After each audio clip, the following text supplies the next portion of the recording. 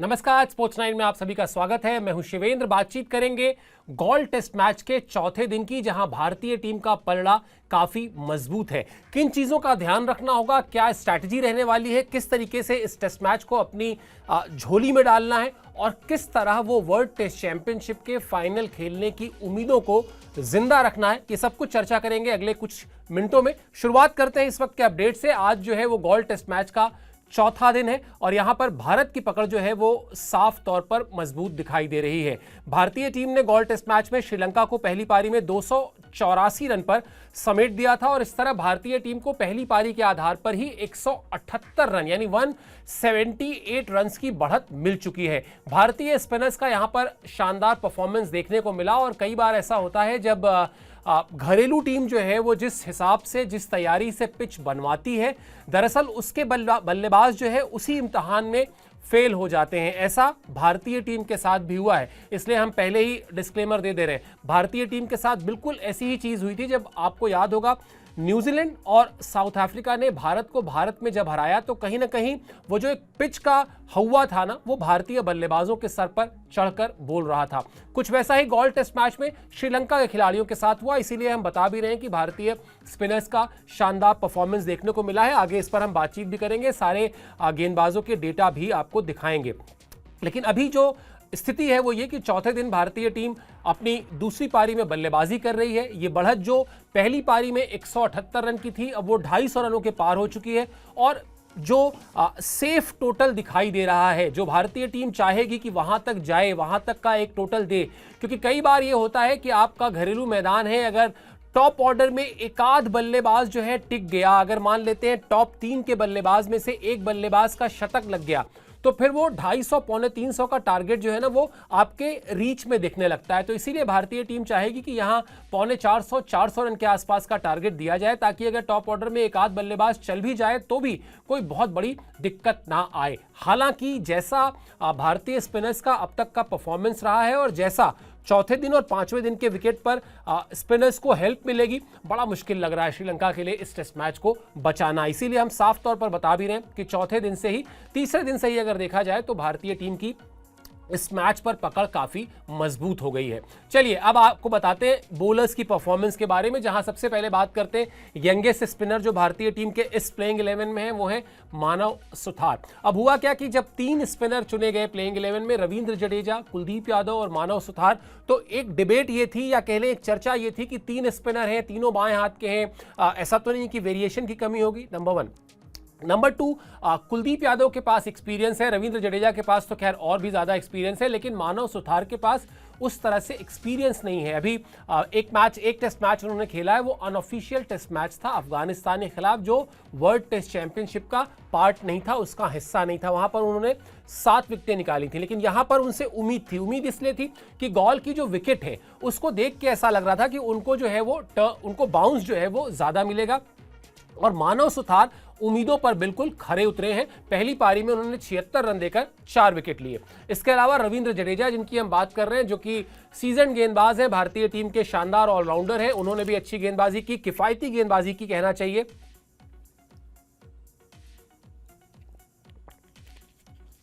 21 over में 57 run देकर उन्होंने 3 विकेट लिया और कुलदीप यादव ने भी 1 विकेट लिया। 3 स्पिनर अगर खेलते हैं तो ये मान के चलिए कि वो विकेटों का बंटवारा जो है वो ऐसे ही होता है। आप किसी के नाम थोड़े ज़्यादा विकेट देखते हैं, लेकिन फैक्ट ये होता है कि दबाव बनाने का काम लगातार दोनों छोर से होता है। आपको याद होगा अनिल कुंबले, हरभजन सिंह जब खेलते थे, याद कीजिए, जरूरी नहीं है कि दोनों को बराबर विकेट मिले। ऐसा कई बार होता था कि कुंबले को ज्यादा विकेट मिलते थे, हरभजन को कम मिलते थे, या इसके उलट हरभजन को ज्यादा मिलते थे, कुंबले को कम मिलते थे। इसकी वजह बहुत साफ है, विकेट के दोनों छोर से दबाव बनाते हैं स्पिनर्स। विकेट कई बार ऐसा होता है कि किसी को मिल जाता है, किसी को नहीं मिलता है। तो यहां अगर आप ओवरऑल स्पिन डिपार्टमेंट की बात करेंगे तो यह कहा जा सकता है कि वो 3 स्पिनर खिलाने का जो फैसला था और तीनों स्पिनर यानी कुलदीप यादव, रविंद्र जडेजा और मानव सुथार को जिस तरीके से इस्तेमाल किया शुभमन गिल ने कप्तान के तौर पर, वाकई तारीफ होगी। और अच्छी बीच में एक पार्टनरशिप जरूर हुई, उस पर अभी आगे आएंगे। लेकिन फिर इंटरनेशनल क्रिकेट है, आप अपनी विरोधी टीम को भी, मतलब वो कोई बिल्कुल ही उसको आप आउटराइटली रिजेक्ट नहीं कर सकते हैं। वहाँ पर डिकेवेला ने और एक और बल्लेबाज ने दम दिखाया, तो फिर वहां पर रन भी बने। और इसीलिए जो एक पार्टनरशिप हुई शतकीय सोनल दिनुशा और डिकेवेला के बीच, उसको अगर छोड़ दे तो फिर आपको स्पिनर्स को, भारतीय स्पिनर्स को 10 आउट ऑफ 10 देना होगा। श्रीलंका की बल्लेबाजी की बात कर लेते हैं। थोड़ी देर पहले मैं बता रहा था ना कि आप गॉल की विकेट को लेकर इतनी चर्चा हो गई, आपको याद होगा हमने वो रिपोर्ट भी आपको दिखाई थी जिस दिन भारतीय टीम का रेस्ट डे था, टेस्ट मैच शुरू होने से पहले की बात कर रहा हूं मैं। गौतम गंभीर सितांशु कोटक जो बैटिंग कोच हैं उनके साथ गए गॉल की विकेट देखने। जब उन्होंने वहां गए तो पहले तो गॉल के जो ग्राउंड स्टाफ के लोग थे उन्होंने थोड़ा आनाकानी की, करते हैं वो थोड़ी बहुत चालबाजियां चलती हैं विकेट को लेकर। खैर जब विकेट दिखाई गई तो ठीक है, लेकिन ऐसा बताया गया कि जैसे ही गौतम गंभीर बाहर गए स्टेडियम के, उस विकेट पे 2-2.5 घंटे के भीतर तमाम सारे जो बदलाव करने थे वो कर दिए गए। यानी वो देखा कुछ और था गौतम गंभीर ने, और इंडियन टीम मैच किसी और तरह के विकेट पे खेल रही थी। लेकिन कई बार क्या होता है कि इसका नुकसान भी हो जाता है, विकेट को लेकर इतनी चर्चा बल्लेबाजों के सर पर हावी हो जाती है। कुछ ऐसा ही देखने को मिला अपने घरेलू मैदान में। श्रीलंका के बल्लेबाज जो है वो धराशायी होते दिखाई दिए। सोनल दिनुशा और डिकेवेला को छोड़कर कोई नहीं चला, मिडिल ऑर्डर भी नहीं। मिडिल ऑर्डर में इन दो बल्लेबाजों को छोड़ दें तो टॉप ऑर्डर पूरा का पूरा कोलैप्स देखने को मिला। सोनल दिनुशा ने जरूर शानदार शतक लगाया, 168 गेंद पर उन्होंने अपने करियर का पहला शतक लगाया। डिकेवेला ने 115 गेंद पर 80 रन बनाए। काफी समय के बाद उनकी टीम में वापसी हुई थी, अपनी वापसी को उन्होंने सही साबित किया। लेकिन फैक्ट यह है कि टॉप ऑर्डर से उस तरह का कंट्रीब्यूशन नहीं मिला जिस तरह का कंट्रीब्यूशन चाहिए था, खासतौर पर तब जब भारतीय टीम 450 से ज्यादा रन भारतीय टीम ने बनाए थे।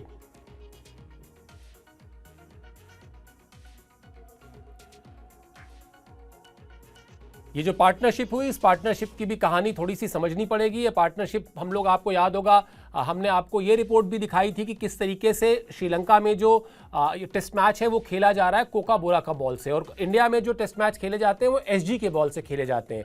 अगर थोड़ा सा मैं आपको बताऊं कि दोनों में फर्क क्या है, तो एसजी का बॉल जो है वो ज्यादा समय तक सख्त रहता है, कठोर रहता है, जबकि कोकाबोरा का जो बॉल है वो जल्दी थोड़ा सा वो हो जाता है, सॉफ्ट हो जाता है। जब बॉल सॉफ्ट हो जाता है उसकी ग्रिप, आप सोचकर ऐसे भी सोचकर देखिए, अगर सॉफ्ट बॉल आपको दे दी जाए तो आप उसका ग्रिप बनाना जो है वो मुश्किल होगा उस पे। और यही वजह है कि भारतीय स्पिनर्स, अच्छा इसमें पेच ये हुआ कि गॉल की जो विकेट है उसमें ऐसा कहा जाता है कि बहुत तेज अगर आप बॉलिंग कर रहे हैं, स्पिन मतलब अगर आप तेज बॉल निकाल रहे हैं तो उससे भी थोड़ा सा आपको धीमे गेंदबाजी करनी होगी।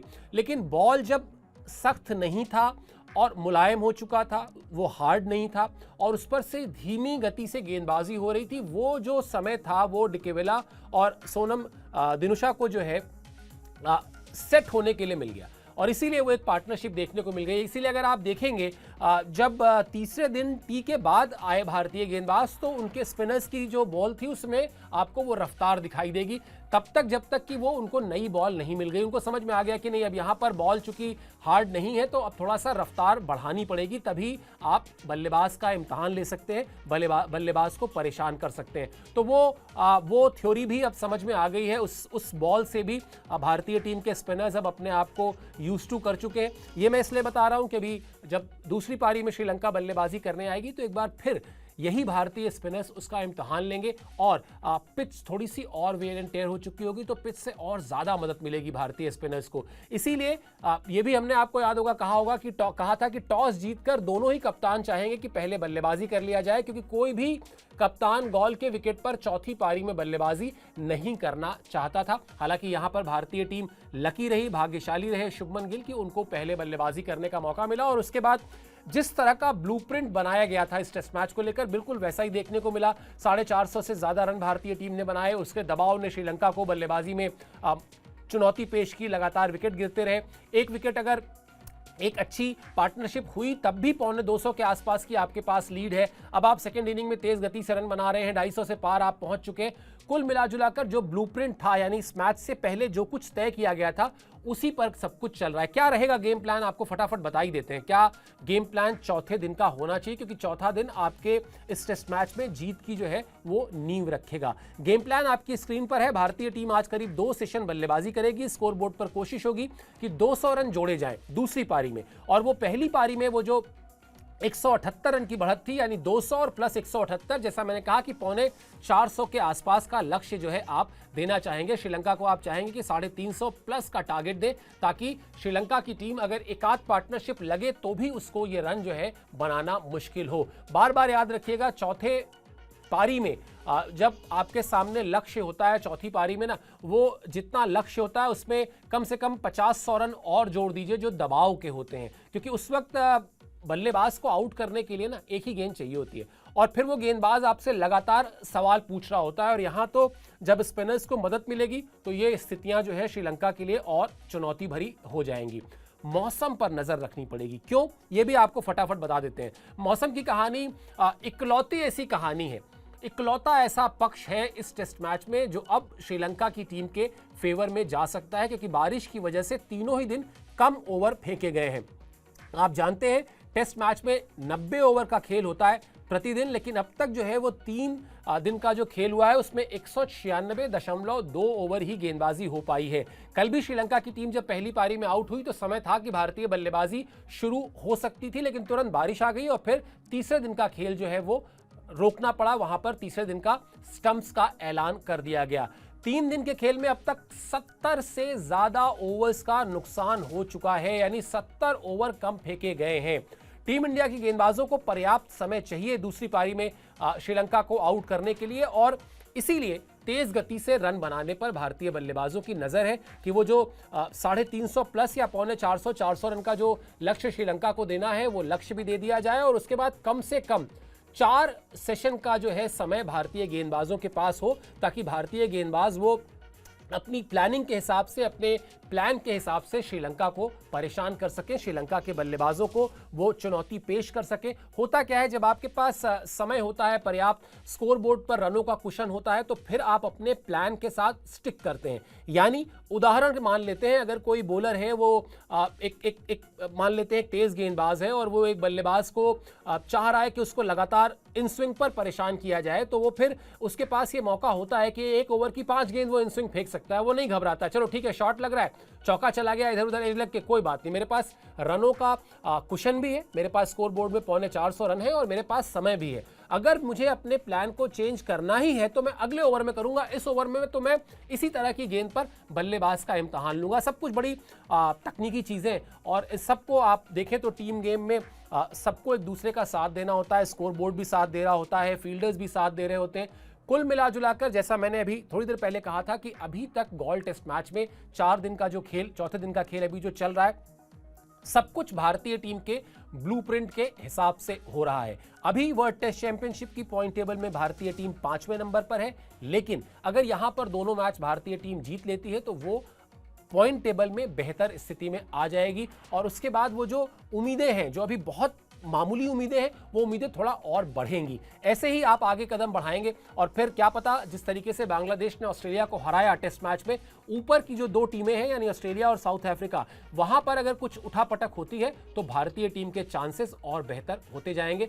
इंतजार कीजिए कि गोल्ड टेस्ट मैच में भारतीय टीम कितना लक्ष्य देती है और उसके बाद किस तरीके से भारतीय गेंदबाज अपना दमखम दिखाते हैं। जैसे ही इस मैच में कोई इंपॉर्टेंट अपडेट होगा, हम आपको वीडियोस के जरिए, शॉर्ट्स के जरिए और लाइव शोज के जरिए अपडेट करेंगे। आपसे सिर्फ गुजारिश इतनी है कि स्पोर्ट्स 9 को सब्सक्राइब जरूर कर लीजिए। अभी के लिए आपने समय निकाला, आप इस शो से जुड़े, बहुत बहुत शुक्रिया और आभार।